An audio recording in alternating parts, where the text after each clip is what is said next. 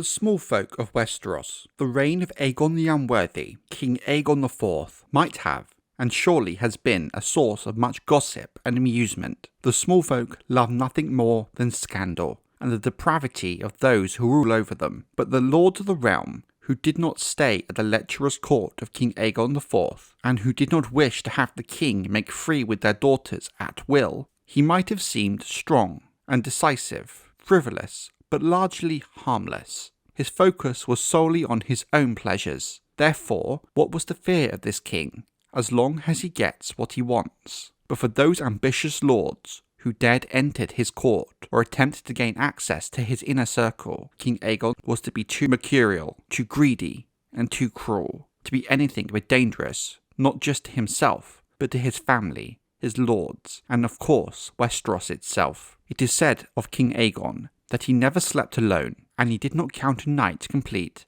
until he had been with a woman. His carnal lusts were sustained by all manner of women, from the highest born of princesses to the meanest working women of King's Landing, and he seemed to make no difference between them. It is said that many of the whores of King's Landing saw Aegon as a means to advance themselves, as surely he paid well, for he was a king. Some even hoped for a bastard to be born to them, believing bearing a royal bastard would allow them perhaps a comfortable life, with the support of the crown. Many wished to believe this. How much of that came true is not known. In his last years, Aegon claimed he had slept with at least 900 women, but the truth is that exact number eluded him, but something close to it would not be a surprise at all. Of those women, however, it is said he only truly loved 9 of them. Many have gone on to question how one truly loves 9 women at effectively the same time, but it must be recalled Aegon was not a normal man, and his views of women and love were very warped. His true wife, Queen Nerys, his sister, was not counted among the 9 he claimed to love. If anything, his relationship with Nerys was hardly even that. The 9 mistresses came from near and far, and some gave him children, but each and every one, save the last, was dismissed when he grew weary of her. Thus, many of these base-born children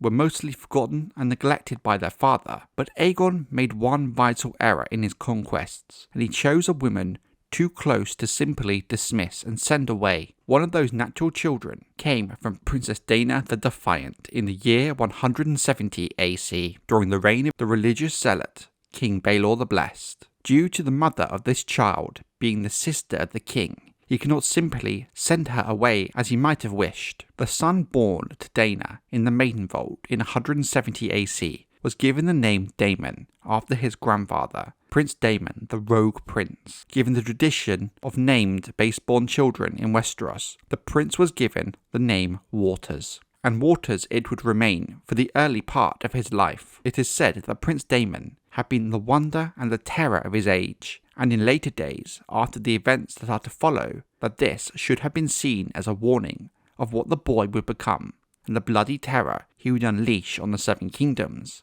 causing the near ruin of House Targaryen. Or, that as some historians would put it, there are of course those out there who would state the exact opposite. At the time of the babe's birth, Daena refused to name the father, even claiming that he was nothing but a common man. But even then, within court, in hushed corridors and dark corners, the men and women of the Red Keep, both high and low born, whispered, and it was almost all but accepted as fact, despite little proof that the then Prince Aegon Targaryen was indeed Daemon's father. In later years, it would be speculated by maesters at the Citadel that perhaps Aegon's father, the then Prince Viserys, later King Viserys II, who was then serving as hand of the king, worked to suppress the tale of Daemon's parentage, given the treacherous political situation and the fanatical devotion to the faith of the king.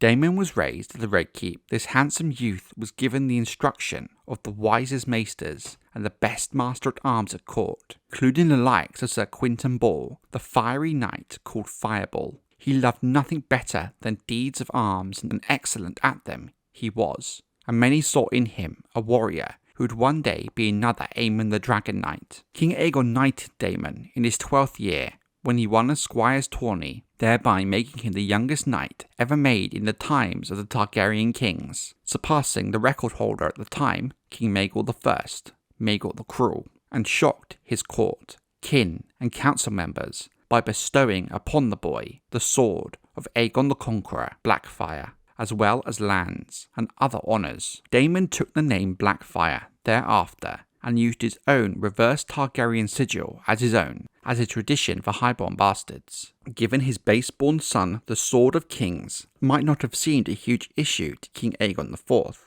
when he bestowed it upon the young man, but giving him the very sword of the Conqueror, the sword borne by every Targaryen king, would later be a huge factor in the bloody events that were to come.